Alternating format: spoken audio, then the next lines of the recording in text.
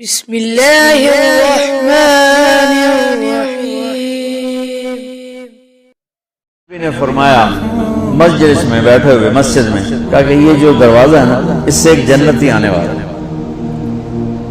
تو لوگوں نے دیکھا ایک مدینے کے مقامی آدمی ذرا بوڑھے وہ مسجد میں اندر آئے، داڑھی میں وضو کا پانی، ہاتھ میں جوتا،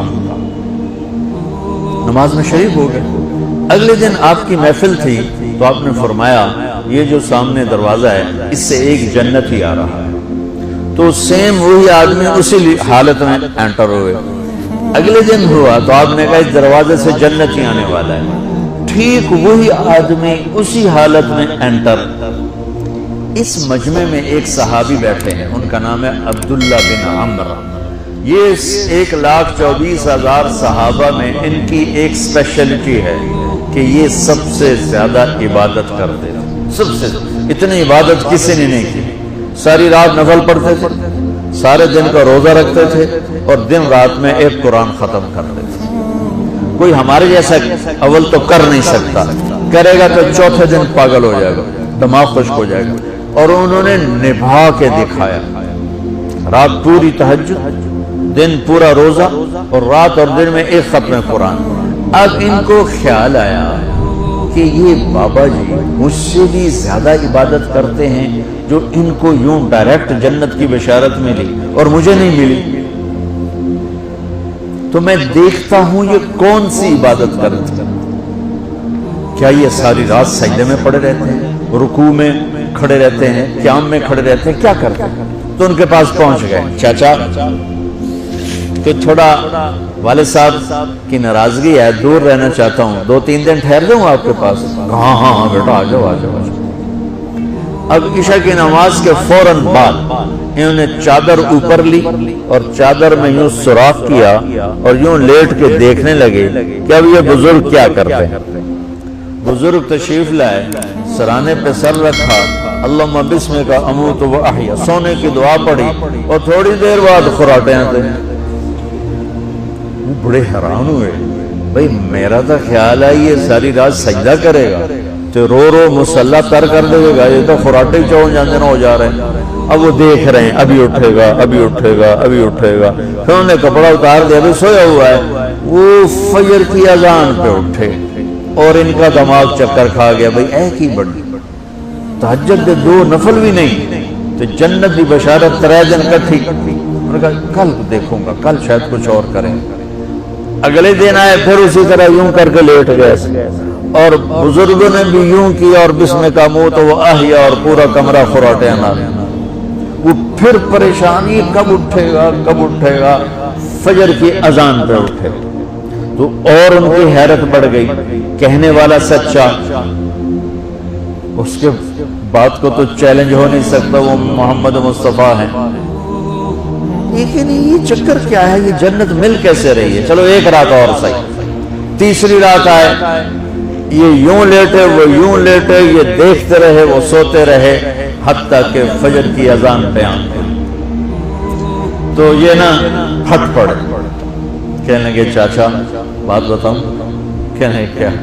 کہ میری کوئی جھگڑا نہیں تھا ابا سے، میں نے 3 دن مسلسل تیرے بارے میں سنا جنتی آ رہا، 3 دن تجھے اللہ کے نبی نے بشارت دی جنتی ہے جنتی ہے جنتی ہے، لیکن میں اس بات پہ حیران ہوں تو ساری رات سوتا رہتا۔ اس زمانے میں منافق بھی تہجد نہیں چھوڑتے تھے، فرض نماز تو فرض نماز ہے، منافق بھی تہجد نہیں چھوڑتے تھے۔ تو کہنے لگے کیا کرتے ہو، ساری رات تو سوتے گزار دیتے ہو، کیا کرتے ہو؟ کہنے لگے بھتیجے جو تو نے دیکھا ہے یہی کرتا ہوں۔ اب یہ پریشان ہے کہ اللہ کے نبی کی بات کو تو چیلنج ہو نہیں سکتا، اور جس کو بشارت دی ہے انہوں تو فٹ نظر نہیں آ رہی کہ کیسے 2 نفل آج کہ نیک لوگ تہجد نہیں چھوڑتے۔ تو کہنے لگے اچھا چلو اللہ نے ایسا ہی، اللہ کی مرضی، اللہ کے نبی کی مرضی، یہ 4 قدم چلے تو آپ سننا کہ بھتیجے ادھر آؤ، کہ بیٹا ادھر آؤ، آگے کہنے لگے اب تمہیں اصلی بات بتاؤ، اب تمہیں اندر کی بات بتاؤ۔ میں کہا کیا ہے کیا ہے؟ اب وہ تیار ہو گئے کہ یہ کہیں گے میں 3 دن بیمار تھا اس لیے میں اٹھ نہیں سکا، ورنہ میں تو ساری رات سجدے میں گزارتا ہوں، میں تو ساری رات روتے روتے گزارتا ہوں، تو 3 دن میں بیمار تھا، میرے پیٹ میں درد تھا، میرے سر میں درد تھا، تو میں اٹھ نہیں سکا، ورنہ تو دیکھتا تو حیران ہو جاتا میری رات کیسے ہوتی۔ کہتا ہاں جی جی جی، تو کہنے لگے مجھے دیکھو یہاں ہاتھ رکھا، کہ یہ جو دل ہے نا، دل اس میں دنیا کی کسی انسان کی نفرت نہیں ہے، اور جب اللہ کسی کو کوئی رزق دیتا ہے تو مجھے کبھی حسد نہیں ہوا، مجھے خوشی ہوتی ہے۔ تو ان کی جو باڈی لینگویج تھی نا، حیرت میں ڈوب کے وہ کہتے ہیں ہاں بات ہے سمجھ آ گئی یہی سے، انہوں نے ایسا نہیں کیا، وہ کہنے لگے ہاذا ہوا، اچھلے اپنی جگہ سے، ہاذا ہوا، یہ چاچا اب سمجھ میں آ گیا، سمجھ میں آ گیا، یہی ہے جو آپ کا سینہ اللہ نے پاک کر دیا ہے، اس پر آپ کو جنت ملی ہے۔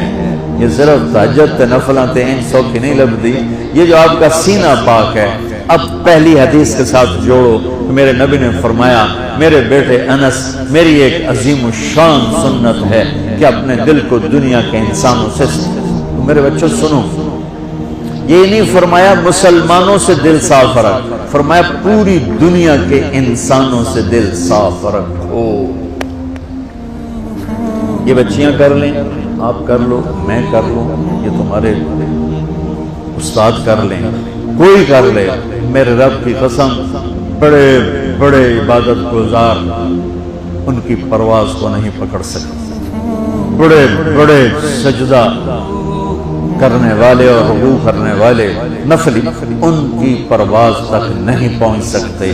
ایک اس وجہ سے کہ یہ عظیم الشان سنت ہے، ایک اس وجہ سے کہ اس کے کرنے والے بڑے تھوڑے ہیں، ایک اس وجہ سے کہ یہ مشکل بہت ہے کہ آدمی کو خود ذبح ہونا پڑتا ہے تب جا کر یہ چیز ہاتھ میں آتی ہے۔ ایسے نہیں ہے کہ تہجد کے لیے نیند قربان کر دی، ہم جماعت میں گئے 40 دن کے لیے تھوڑا روکا سوکا کھا لیا اور گھر کی جدائی برداشت کر لی، یہ پل پل کی موت ہے، پل پل کی عزت نفس پہ چھریاں ہیں، اور پھر یہ مسکرا کے چلتا ہے، یہ مقام اسے جبریل سے بھی اوپر لے جاتا ہے۔